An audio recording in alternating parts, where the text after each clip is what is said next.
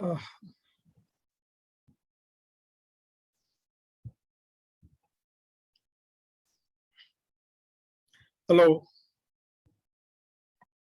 Hello.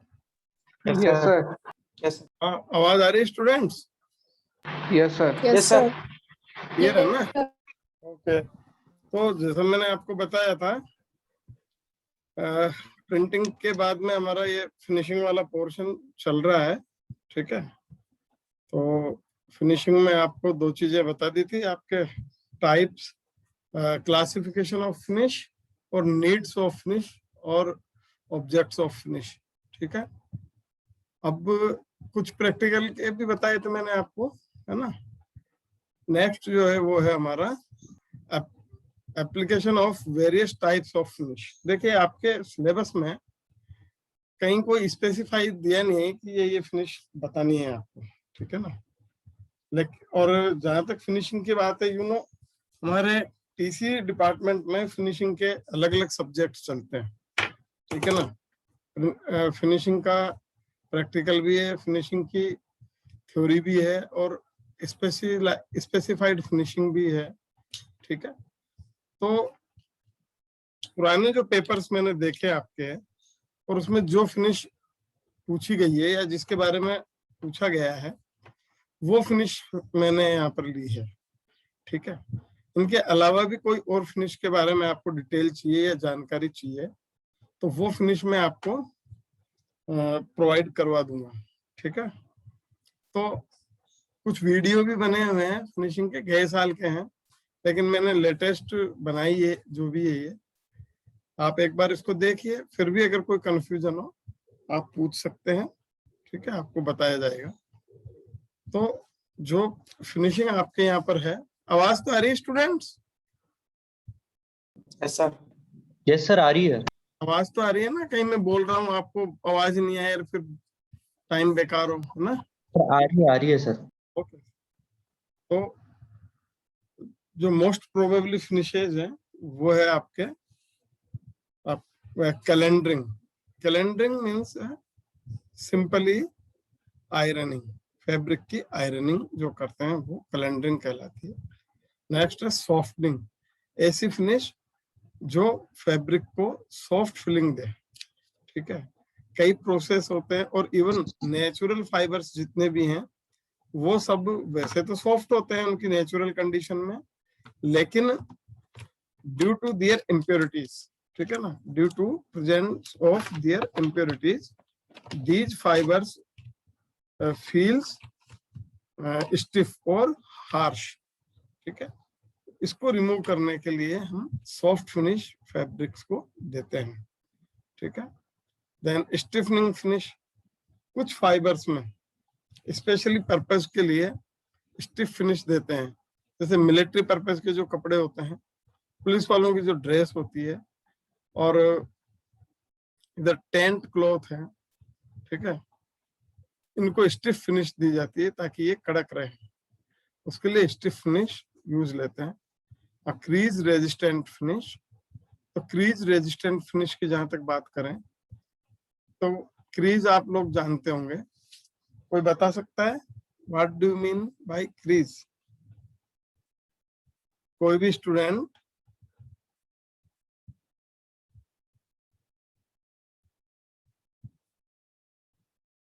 आपने, अच्छा second year के है ना, क्रीज का मतलब समझते हो ना? नहीं, कोई भी नहीं बता पाएगा क्या? अरविंद सिंह नरूका, ये माई कौन है? बंद करो इसे। अरविंद सिंह नरूका, आप माइक बंद करिए, नहीं तो मैं आपको रिमूव करता हूं यहां से।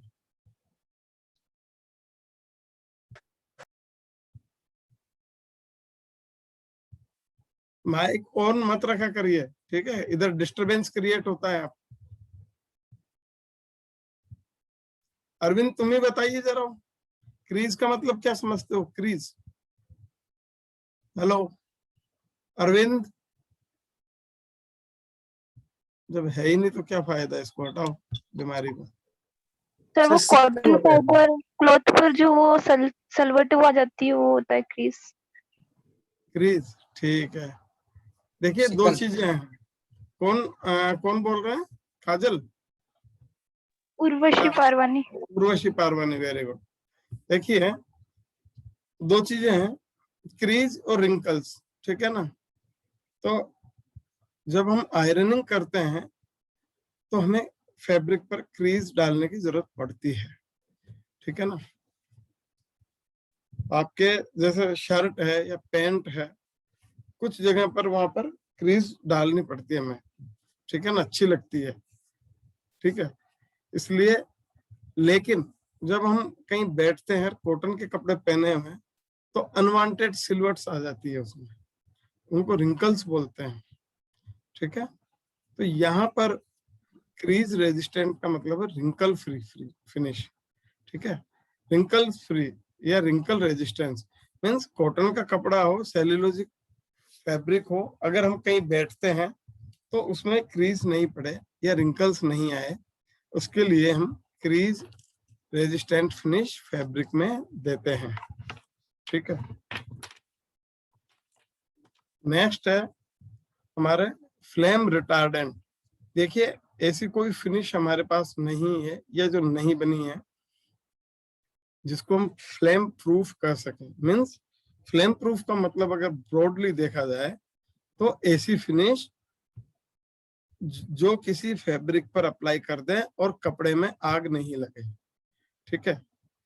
तो ऐसी फिनिश कोई भी नहीं होती है, लेकिन हम फ्लेम रिटार्डेंट फिनिश जो होती है उसी को आमतौर पर फ्लेम रेजिस्टेंट या फ्लेम प्रूफ फिनिश बोल देते हैं, ठीक है। तो फ्लेम रिटार्डेंट फिनिश वो होती है जो कि फ्लेम का विरोध करे, मींस फैब्रिक में आग को रोके, मतलब आग लगने से रोके ऐसा नहीं है, ठीक है। लेकिन फैब्रिक में अगर कभी कोई ऐसा अनहैपन हो जाए, ठीक है, कहीं आग की घटना हो जाए, तो फैब्रिक में धीरे धीरे आग लगे, पहली बात, ठीक है। इन सब का रीजन क्या है मैं बताऊंगा आगे।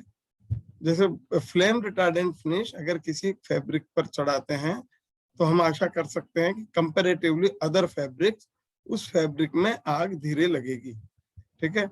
और आग धीरे लगेगी तो उससे फ्यूम्स भी कम से कम प्रोड्यूस होंगे और वो आग धीरे धीरे फैलेगी, ठीक है। और फैलेगी तो उससे जो धुआं निकलेगा या फ्यूम्स होंगे वो जहरीले नहीं होंगे। इन सब का रीजन कोई बता सकता है स्टूडेंट मेरे को? why it so? Any student?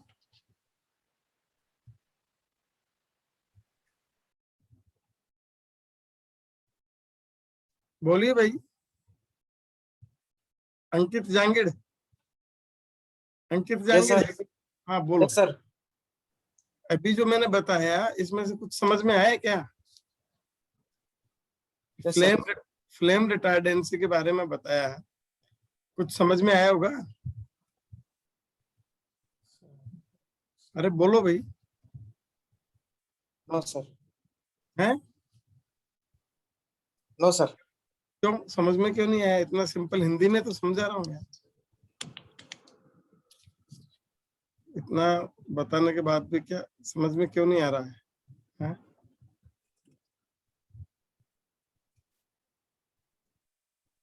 अंकित शेखावत है क्लास में? अंकित शेखावत सर। कहाँ पर है? Yes sir. आप बोलो, आप बताइए जरा। फ्लेम रिटार्डेंसी के बारे में बोला ना अभी? हाँ सर, हाँ तो कुछ आया एक बार समझ? रिपीट कर दो सर। रिपीट तो कर ही देंगे, उसमें क्या है। इसका मतलब कोई ध्यान से सुन नहीं रहा। मल्लिका दास यस सर। बता सकते हैं? सर उससे जो हार्मफुल गैसेस प्रोड्यूस होता है, अगर फैब्रिक में फायर कैच हो जाए तो वो हार्मफुल गैसेस निकलने नहीं देता है सर, तो जो प्रोपेगेशन को प्रमोट करेगा। प्रोपेगेशन को फायर प्रमोट रिटार्डेंसी में नहीं, प्रोपेगेशन को प्रमोट नहीं करेगा ऐसा बोलिए, ठीक है। Yes sir.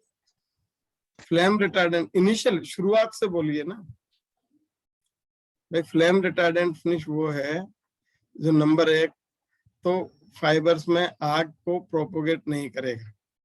ठीक है, सभी सुनिए ध्यान से। फ्लेम रिटार्डेंट फिनिश वो है जो किसी भी फैब्रिक में आग को या फ्लेम को प्रोपोगेट नहीं करेगा, यानी कि फ्लेम को आगे नहीं बढ़ने देगा, पहली बात। और अगर आगे बढ़ने देगा तो क्या होगा, वो धीरे धीरे आगे बढ़ने देगा। ठीक है, और तीसरा, फ्यूम्स नहीं निकलना चाहिए, फ्यूम्स नहीं निकले ऐसा कुछ होगा। ठीक है, ऐसा सिस्टम होगा। अगर फ्यूम्स निकले तो वो फ्यूम्स टॉक्सिक नहीं होंगे, जहरीले नहीं होंगे। अब तो सबके समझ में आ गया, रिपीट भी कर दिया भाई। ये कौन बोल रहा था अभी लड़का, रिपीट करिए सर, है ठीक है ना। अब बोलो विशाल सिंह, आप बोलिए विशाल सिंह। ठीक है, अब बोलिए ऐसा सब ये जो शब्द है ये क्यों है, ऐसा इस तरह से क्यों है, बोलिए भाई। नींद निकालते रहते लड़के लोग हैं। अजीत कुमार पटेल, अजीत कुमार पटेल,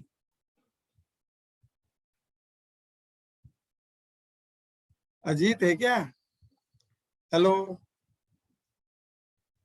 हेलो,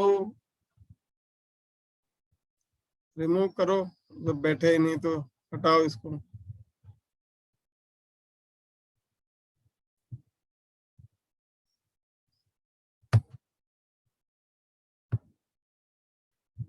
ना ढंग से सुनते न आंसर देते, फिर मतलब क्या है? Abhijeet Mehar, Abhijeet. Yes sir, yes sir. आवाज आ रही है मेरी? जी सर। तो बोलिए। फ्लेम रिटार्डेंट फिनिश आपने तो डिप्लोमा किया होगा ना? Yes sir. कहाँ से किया? IIT बरगढ़ से सर। IIST बरगढ़। कुछ पढ़ाते थे फिनिशिंग के बारे में या नहीं पढ़ाते थे? पढ़ाते थे सर। फिनिशिंग की कौन सी किताब से पढ़ते थे? हम लोग सर, हम सर CPT बोल के एक किताब था sir, chemistry technology of chemical textile processing. Chemical processing of textile. Writer. Hello hello, yes sir. Writer का नाम पता नहीं? नहीं सर, सीनियर के नोट्स रहते थे। अब तो सीनियर के नोट्स रहते थे तो कुछ बता पाओगे सीनियर के नोट्स में भी? आसपास पढ़े हो तो देख के बता दो। फ्लेम जो अभी मैंने पूछा है, फ्लेम रिटार्डेंट फिनिश के साथ में ऐसा क्यों है, इस तरह क्यों ये आवश्यकता है, सब बता सकते हैं कोई भी स्टूडेंट? सर वो क्लॉथ जल्दी से मतलब जले नहीं, अगर कभी ऐसा कुछ हो जाए तो आग वाग लग जाए। एक मिनट, कौन बोल रहे हैं प्लीज? सर उर्वशी पारवानी। उर्वशी पारवानी, ठीक है। इसी को थोड़ा और आगे बढ़ाते हैं हम लोग। क्लॉथ क्यों नहीं जलना चाहिए? सिंपल सा आंसर है इसका, बिल्कुल बोलिए भाई। कपड़े सर के अगर ऊपर क्लोथ जलेगा तो आग फैलाएगा आगे जाके, क्लोथ नहीं जलेगा तो वो आग को प्रिवेंट कर सकता है। हाँ ठीक है, और क्लॉथ जल गया तो क्या होगा, क्या होना चाहिए? अभी वही भी बताया मैंने, क्लॉथ जल गया तो सर वो आगे वो और किसी को जलने नहीं दे, मतलब ऐसा। हाँ, अल्टीमेट इन सबसे क्या होगा भाई? क्लॉथ नहीं जलना चाहिए। हाँ सर बोलिए जो फायर हैजार्ड से वो रुक जाएंगे। फायर हैजार्ड से वो रुक जाएंगे, और इसको सिंपल वर्ड में कहें तो किसी को आग नहीं नुकसान लगेगी, नहीं, बहुत बड़ी आग नहीं लगेगी। ठीक है, तो कुल मिला के ये है, ये सारा एक्सरसाइज जो है इस सब का मतलब एक ही है, ह्यूमन लाइफ सेफ हो जाए। ठीक है, ह्यूमन लाइफ सेफ हो जाए, ठीक है, बच जाए आदमी।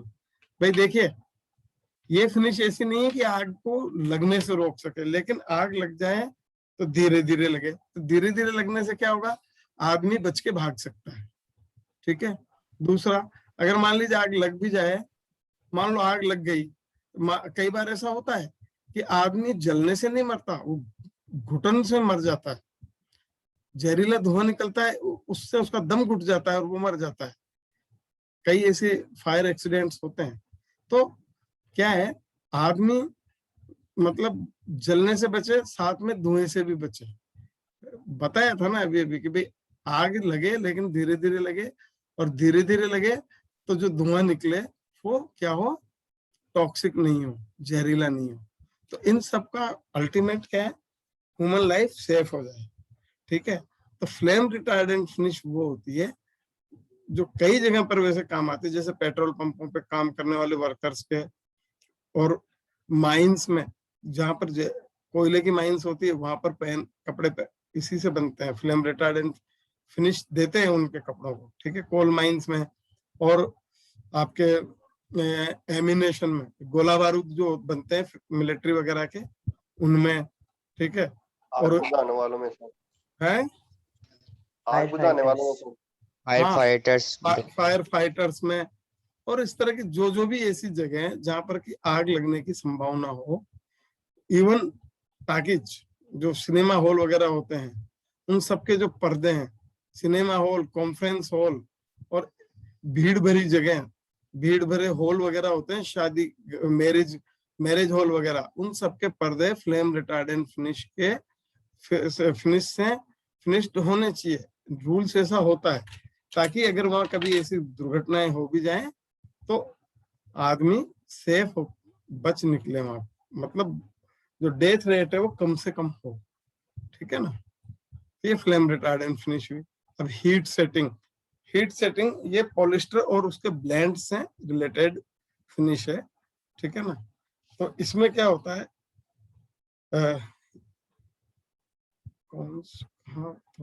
फ्लेम रिटार्डेंट, ठीक है। हीट सेटिंग में जो है आपके जो फैब्रिक है वो पूरा एक फैब्रिक को एक ओरिएंटेशन दिया जाता है, मींस एक अलाइनमेंट फैब्रिक को दिया जाता है ड्यू टू हाई टेम्परेचर।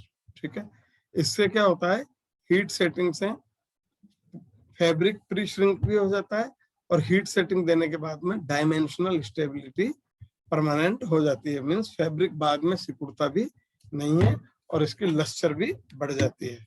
ठीक है, नेक्स्ट आप ये सल्फराइजिंग रह गया था। सल्फराइजिंग क्या है, प्री श्रिंकिंग होती है। ठीक है, तो प्री श्रिंकिंग या सल्फराइजिंग में क्या होता है आपके कि फैब्रिक जो है वो इस तरह से ट्रीट किया जाता है, पर्टिकुलरली कॉटन फैब्रिक्स इस तरह से ट्रीट किया जाता है कि कपड़े सिलवाने के बाद में वो श्रिंक नहीं हो सके। उसको जो भी श्रिंकिंग देनी होती पहले ही दे देते हैं, ताकि बाद में पता चला कपड़ा, शर्ट आपने सिलवा लिया और उसकी बाहें जो है वो घड़ी बांधते हैं उसको ऊपर तक चढ़ी जा रही है, सिकुड़ गया, तो ऐसा नहीं होना चाहिए। ठीक है, पुराने टाइम में जो दर्जी लोग होते थे वो फैब्रिक का कपड़ा, फैब्रिक से पैंट शर्ट या कुछ भी बनाने से पहले पूरे रात भर उसको पानी में डुबो के रखते थे। ठीक है ना, वो सिंजिंग बोलते थे। ठीक है, उसका पर्पज यही होता था कि फैब्रिक को जितना सिकुड़ना होता था वो पहले ही सिकुड़ जाता था, बाद में फैब्रिक से अगर क्लॉथ बन गया उसके बाद में वो नहीं सिकुड़ता था। ठीक है ना, नाउ आपके anti static finish. Anti static finish वो फिनिश होती है जिस फिनिश में स्टैटिक चार्ज मिनिमम करने की कैपेसिटी हो। ठीक है, और ये पर्टिकुलरली ये फिनिश दी जाती है ऐसे फाइबर्स को जिनमें स्टैटिक चार्ज बहुत ज्यादा होता है, जैसे वूल है और पॉलिस्टर है, इनमें स्टैटिक चार्ज बहुत ज्यादा होता है। और इसको आप कैसे असेस कर सकते हैं, सिंपली अगर वूल या पॉलिस्टर के फैब्रिक को अगर आप 10-15 बार हाथ से रगड़ेंगे तो ऐसे अपने हाथ के जो रोए हैं वो खड़े हो जाएंगे। ठीक है ना, या कोई भी कंघा उसके पास लेके जाएंगे। ठीक है, कंघे को अगर रगड़ते हैं इनसे, वूल या पॉलिस्टर के फैब्रिक से, तो छोटे छोटे प्रोट्रूडिंग फाइबर से वो स्ट्रेट हो जाएंगे ड्यू टू स्टैटिक चार्ज। ठीक है, एंड मिलिंग। मिलिंग क्या है? ये वूल की फिनिश है, ठीक है। और इस वूल की फिनिश में एक फैब्रिक प्रोड्यूस होता है जिसको हम फेल्ट फैब्रिक भी बोलते हैं, ठीक है। मिलिंग या fulling means no warp and sorry, इसमें वार्प और वेफ्ट आमतौर पर होता नहीं फेल्ट फैब्रिक में, ठीक है। Due to interlacement, due to milling process fabrics are formed, ठीक है। कोई वार्प वेफ्ट नहीं होता, कोई निटिंग नहीं होती, केवल मिलिंग होती है। और फेल्ट फैब्रिक मिलिंग प्रोसेस के थ्रू फॉर्म होता है। वूल में एक स्पेशल वूल फाइबर्स का अगर आप स्ट्रक्चर देखेंगे तो उसका स्केल स्ट्रक्चर होता है जो किसी दूसरे फाइबर में नहीं होता। और जो स्केल्स शार्प हो जाते हैं, ठीक है, तो वो शार्प स्केल्स एक दूसरे में इंटेंगल हो जाते हैं। जैसे बाल उलझ जाते हैं ना हमारे बाल भी तो क्या है, वूल ही है, आदमी का वूल है ये, ठीक है।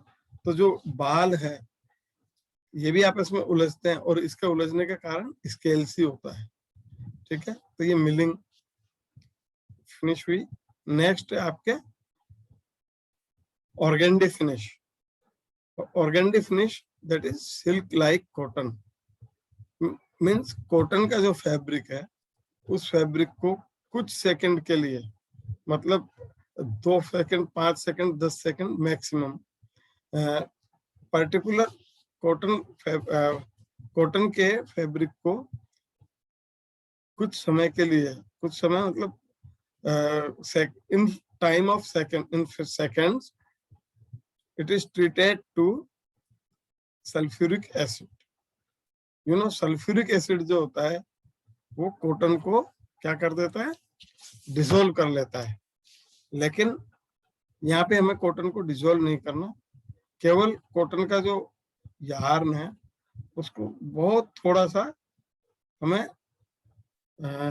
डिसॉल्व करना है, बहुत थोड़ा हमें रिमूव करना है, ताकि इसमें जो झीना इफेक्ट होता है, चुन्नी के जैसा इफेक्ट होता है, ट्रांसपेरेंट इफेक्ट, वो इफेक्ट प्रोड्यूस हो जाए जस्ट लाइक सिल्क, ठीक है ना। तो ये फिनिशेज हैं आपके। इसमें अब स्टार्ट करते हैं। फर्स्ट है कैलेंडरिंग। अभी तक जो बताया उसमें किसी को कुछ पूछना है तो बोलिए स्टूडेंट्स।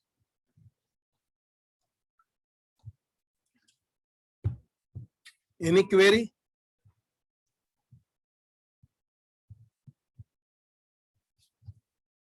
हेलो,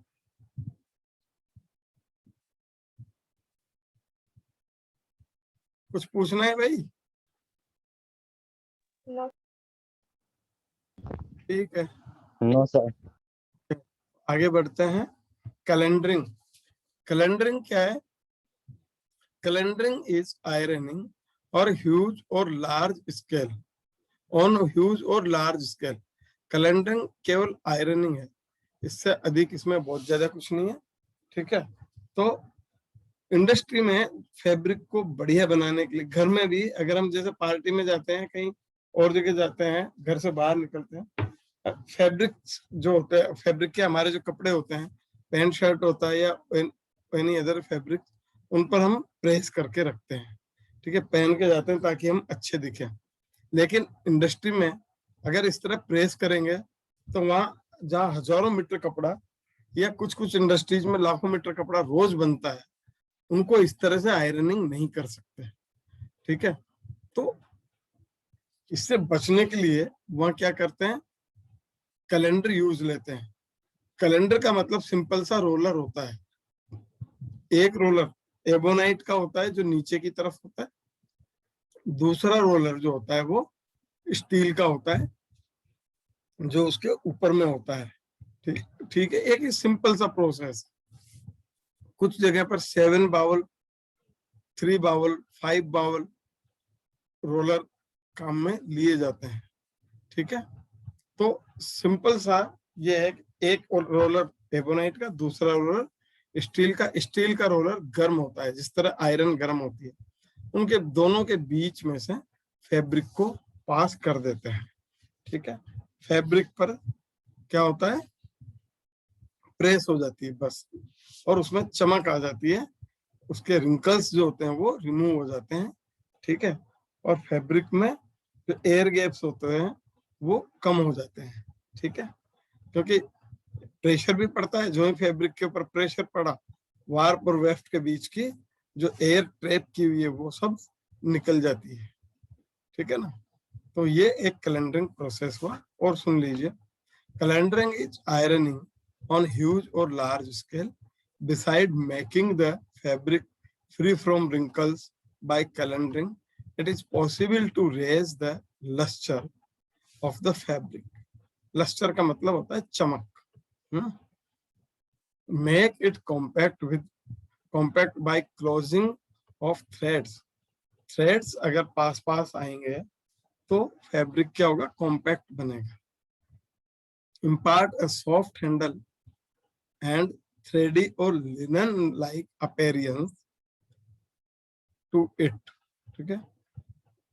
फैब्रिक को पास में लाके वार्प और वेफ्ट को पास लाते हैं तो फैब्रिक के बीच में गैप कम हो जाता है, सॉफ्ट हैंडल हो जाता है और एक लिनन लाइक या थ्रेडी इफेक्ट उसमें आ जाता है, ठीक है। And reduce yarn slippage as well as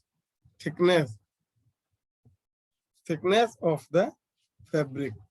तो फैब्रिक की जो थिकनेस है वो भी कम हो जाती है, ठीक है, by removing the air between the इंटरलेसमेंट।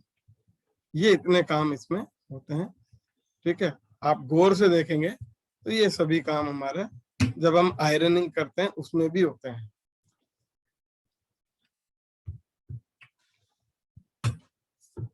Now, an ordinary calendar consists of a series of hard and soft rollers. अगर आप 2 बाउल कैलेंडर लो, चाहे 3 बाउल कैलेंडर लो या 7 बाउल कैलेंडर लो, अल्टरनेट में एक कैलेंडर सॉफ्ट होगा, दूसरा कैलेंडर हार्ड होगा, ठीक है। Mounted vertically on A robust frame, एक दृढ़ फ्रेम के ऊपर ये बाउल्स चढ़े हुए रहते हैं। And the fabric is passed between the rollers, fabric क्या होता है, रोलर्स के बीच से पास होता है।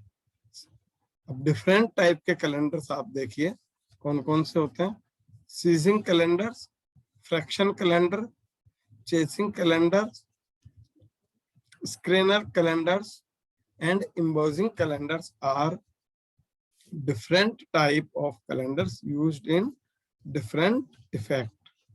सभी कैलेंडर्स हैं, अलग अलग इफेक्ट प्रोड्यूस होता है, ठीक है, इंडस्ट्री में काम आता है। तो वाइडली यूज कैलेंडर है हमारे टेक्सटाइल इंडस्ट्री में, वो स्वीजिंग कैलेंडर है। उसके बारे में हम डिस्क्रिप्शन करते हैं या उसके बारे में बता देते हैं, ठीक है। नाउ टाइम है क्या, ठीक है, देख लीजिए। Swissing calender, it is an ordinary calender usually with 7 bowl which runs at the same peripheral speed so that the 3 there is no slip between them। मतलब 7 बाउल कैलेंडर होता है, ये देखिए इस तरह से, और ये इस तरह से चलते हैं कि इनमें कहीं पर भी स्लिपेज नहीं होना चाहिए। ये फैब्रिक का पाथ आप देख रहे हैं, ये फैब्रिक रोल यहाँ से खुल रहा है, ये रोलर्स के थ्रू फैब्रिक ऊपर नीचे होता हुआ इधर से, जिधर ये क्रशर चल रहा है इधर से चल रहा है, ठीक है, ये इधर से वापस ये आ रहा है। तो इसमें बाउल नंबर 3 और 6, ये बाउल नंबर 3, एक तो ये है और एक ये, दोनों बाउल ये हॉट रोलर है, ठीक है, ठीक है, ये गर्म किए हुए रोलर है। बाकी सभी ये इसके पास वाले दूसरे रोलर कोल्ड रोलर है, ठीक है। और एक के बाद एक में, जैसे ये स्टील का रोलर है, ये एबोनाइट का है, फिर ये स्टील का रोलर है, फिर ये एबोनाइट का है, फिर ये स्टील का है, नहीं ये, ठीक है, हाँ स्टील, देन सॉरी स्टील नहीं, ये भी एबोनाइट का ही है इसमें तो, और ये स्टील का है, फिर इधर एबोनाइट का, ठीक है। ये 2 रोलर किस तो क्या नाम से इस तरह से ये 7 बाउल कैलेंडर में ये स्वीजिंग कैलेंडर है, ठीक है। और इसका पर्पज ये फैब्रिक को परफेक्ट आयरनिंग प्रोसेस देना, ठीक है। अब ये देख लीजिए, no slippage between them. Squeezing means running the fabric between all the bowls under the given conditions of heat and pressure.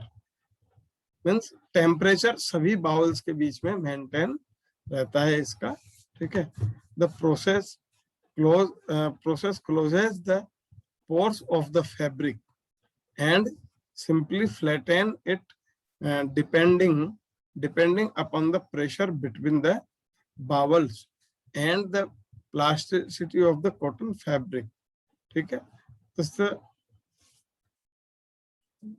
Pores जो होते हैं फैब्रिक के बीच में वो बंद करता है और साथ में फैब्रिक को फ्लैट करता है, और फ्लैट करता है due to the pressure between the bowls and plasticity of the cotton fabric. और कॉटन फैब्रिक को जस्ट लाइक प्लास्टिक जैसा इफेक्ट ये देता है, ठीक है। प्लास्टिक का जैसा इफेक्ट देने का मतलब ये है कि फैब्रिक सॉफ्ट हो जाता है, ठीक है। A hot calendar produces smoothness and luster. Smoothness देता है, luster देता है, ठीक है, but it does not produces maximum luster as in fraction calendaring. Fraction calendar एक और टाइप का कैलेंडर होता है, उसका मेन पर्पज ही फैब्रिक को लस्टर देना होता है, ठीक है। लेकिन मैक्सिमम यूज वाला जो कैलेंडर है वो यही वाला है, आपके स्वीजिंग कैलेंडर, ठीक है। यहाँ तक आप देख लीजिए, बाकी नेक्स्ट टर्न पे कल बताएंगे, ठीक है।